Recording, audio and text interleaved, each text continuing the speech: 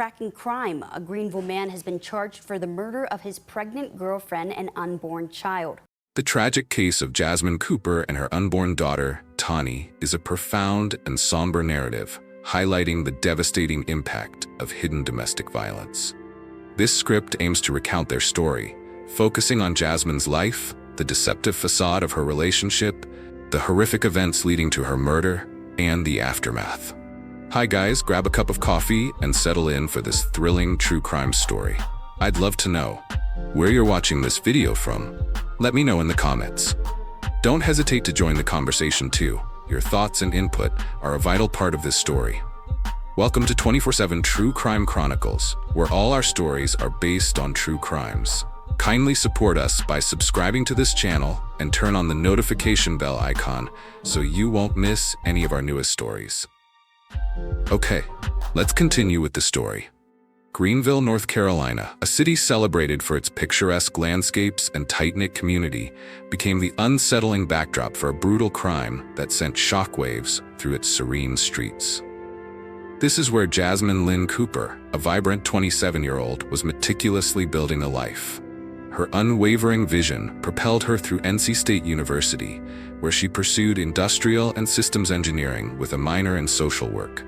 Jasmine's ambition was undeniable, evident in her 3 internships with Toyota North America and her clear goal of becoming an intellectual property and patent attorney after graduation. Beyond her academic prowess, Jasmine was known to friends as driven and caring. She harbored a deep love for music, dedicated her time volunteering at her church, and cherished every moment spent at family gatherings.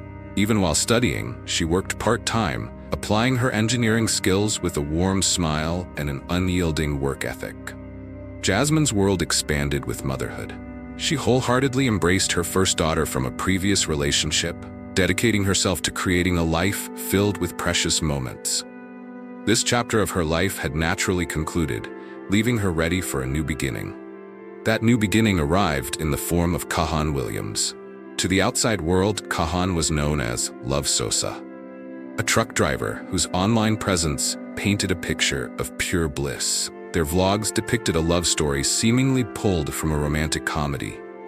Kahan frequently surprised Jasmine with thoughtful gestures, gifts, flowers, and public displays of affection. Social media was flooded with images of them beaming, Kahan tenderly kissing her belly, his hands lovingly placed on her stomach in photos from early July. They referred to each other as fiancés, and their excitement for their unborn daughter Tani was palpable. Jasmine, 38 weeks pregnant, had meticulously prepared a nursery, attended childbirth classes, and whispered names with Kahan, all while building a future within apartment 302 at the Heritage at Arlington. Her pregnancy journey included doctor's appointments and ultrasound photos was openly documented on her social media. On July 3rd, Jasmine even posted a photo of her and Williams kissing, with his hands on her stomach. However, the perfect online facade rarely reveals the complete narrative. Often, these carefully curated images are nothing more than a masterful deception. Jasmine was merely days away from holding her baby girl, her dreams stretching out before her. Yet within the same home, a quiet darkness began to coalesce, a growing threat that would soon shatter everything. Kahan Williams, a 29-year-old truck driver, maintained a social media persona as a hardworking man eagerly anticipating fatherhood. Their online presence consistently showed a couple deeply in love. Kahan taking Jasmine to Build-A-Bear for her birthday, the two of them laughing in the car, sharing meals, and preparing for their baby's arrival. But friends later offered glimpses into a different reality. Their relationship had its rocky moments. Those closest to them described arguments, periods of tension, and brief separations, details that never found their way onto their carefully curated social media feeds. What is particularly disturbing is that despite these difficulties, there were no official reports of domestic violence, no calls to the police, no restraining orders, no documented history that might have forewarned the tragedy to come. Jasmine's pregnancy journey initially began with overwhelming excitement. At her baby's gender reveal party, surrounded by friends and family, she unwrapped tiny outfits and practical gifts while guests playfully guessed the baby's birth date on a calendar. She had chosen the name Tani for her daughter, a name that would tragically never be called during school roll calls or graduation ceremonies. As her due date rapidly approached, Jasmine was just weeks away from holding her baby. At 38 weeks, she had reached the point where many mothers count down days, not months.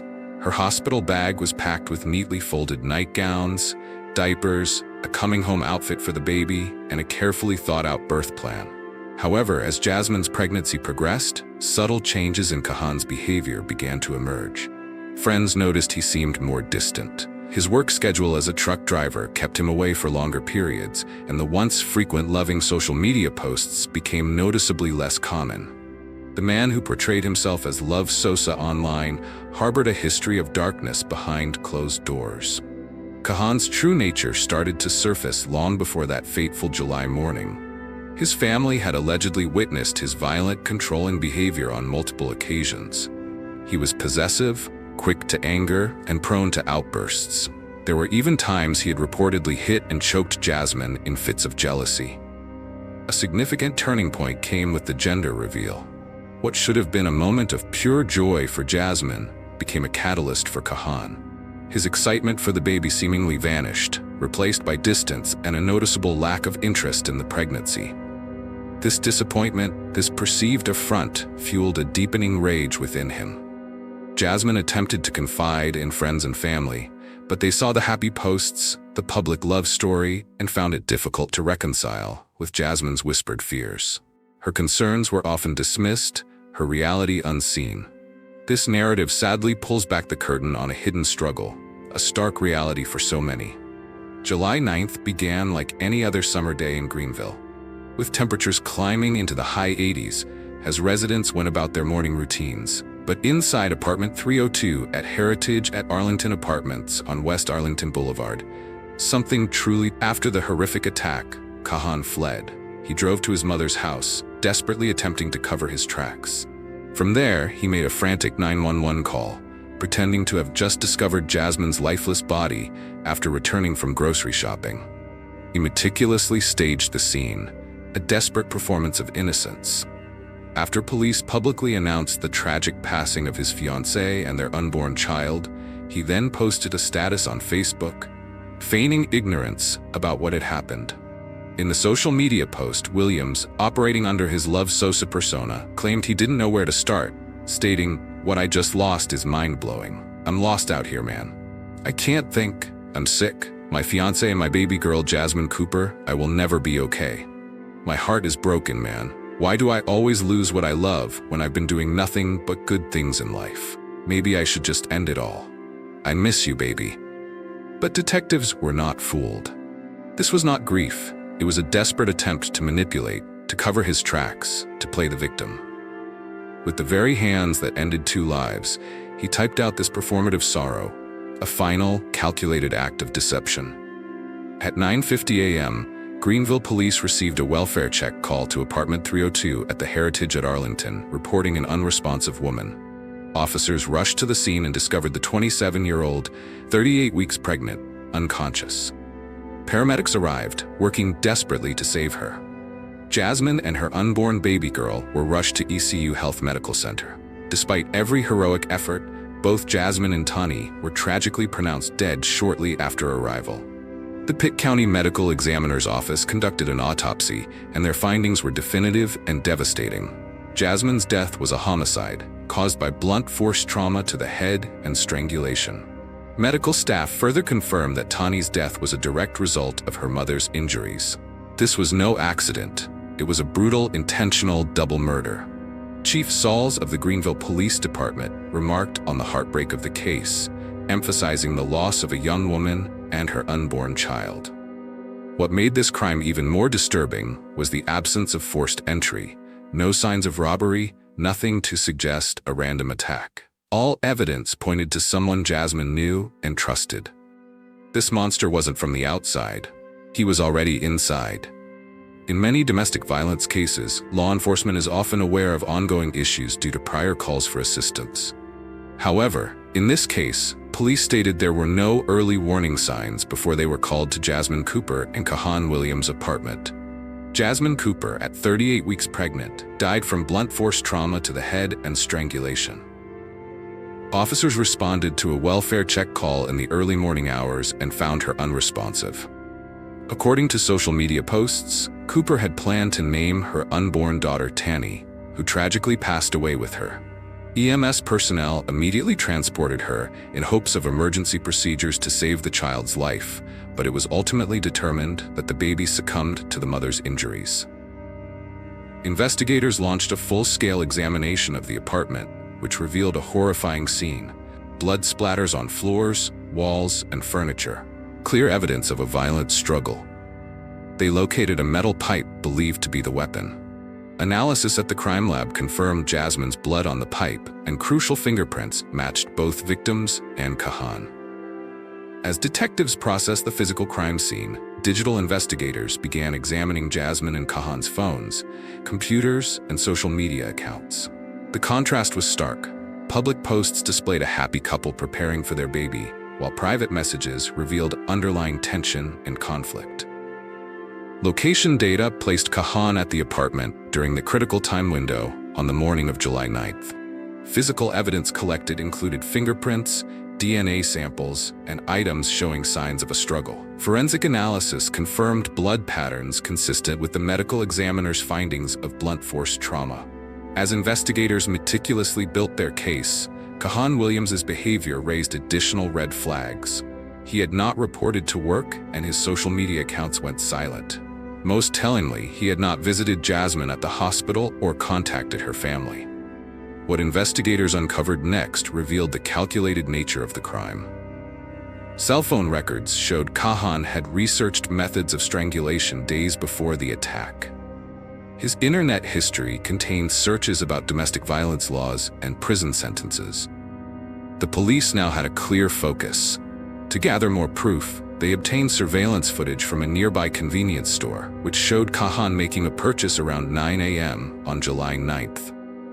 Comparing this timestamp with his 911 call, made just an hour later, they realized the horrifying truth.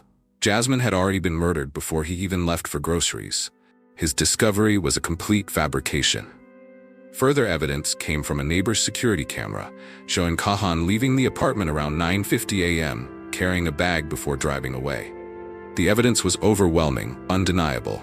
Kahan Williams's web of lies had completely unraveled, piece by agonizing piece. However, he wasn't going down without a fight. 6 days after Jasmine and Tanny's tragic deaths, on July 15, 2023, authorities tracked Kahan Williams to his mother's home on Eagle Chase Lane in Pitt County. His car was parked outside, confirming his location, but his capture would not be easy. What unfolded next was a tense 2-hour standoff. The Greenville Police Department's emergency response team and the fugitive criminal apprehension team surrounded the house. Officers negotiated, working to bring him in without further violence. Just after 11 a.m., Kahan Williams was officially arrested. Video from local TV helicopters showed police escorting him in handcuffs to a Pitt County Sheriff's Office van. In custody, Williams was charged with 2 counts of first-degree murder, one for Jasmine Cooper's homicide and a second for the death of her unborn child, Tanny Lynn Cooper. Williams remains in jail without bond. Prosecutors have signaled they will seek the death penalty or life imprisonment, as the slaying of a pregnant woman is a capital offense in North Carolina. As of mid-2025, his trial has not yet occurred, with preliminary hearings pending. He has pleaded not guilty. News of Jasmine and baby Tanny's murders spread rapidly through Greenville, with many who knew her expressing profound heartbreak and anger. Conversely, some friends and family of Kahan spoke in his favor, without condemning his heinous crime. A candlelight vigil was held near their apartments, where mourners left flowers and baby clothes. Local churches offered grief counseling. Services were held at Blake Phillips' funeral home, a joint memorial for Jasmine and her unborn child. She was laid to rest beside the baby she never met. Greenville Police Chief Ted Sauls commented on the brutality of the crime, noting chillingly, "We had no prior calls to this residence and no warning signs of domestic violence here." The fact that Jasmine's co-workers, friends, and family had never reported any disputes left many shaken. Chief Sauls publicly stated, It reminds us that violence in relationships can hide behind closed doors. This case serves as a profound reminder that even in seemingly perfect lives, hidden dangers can exist. Homicide is a leading cause of death for pregnant women in the U.S. This isn't just a story, it's a warning, a call to look deeper, listen closer, and intervene when you can. You might be the voice for someone who's afraid to speak up. This case also reminds us to look beyond the carefully curated images people share online, to check on friends whose partners seem controlling or whose behavior suddenly changes, and to take seriously any concerns about a relationship, even without immediate proof. Jasmine Cooper, a vibrant student, a hopeful mother, and her unborn daughter, Tani. Their story is a stark, heart-wrenching account of the devastating impact of hidden domestic violence. Their names, Jasmine and Tani, must echo as a warning. If this story has opened your eyes, kindly hit the like button. It truly helps us bring these critical stories to a wider audience. And in the comments, share your thoughts on the subtle signs that can be missed in these situations. This isn't just a story, it's a mirror. Like this video to help us reach more people. Share it to spread awareness and tell us in the comments what your thoughts are about this heartbreaking story. Let's join the conversation. If you want to explore more true crime stories that expose the hidden truths of human nature, subscribe to 24/7 True Crime Chronicles and ring that bell notification. You won't want to miss what we uncover next. Thank you for watching to the end, and we will see you in our next true crime story.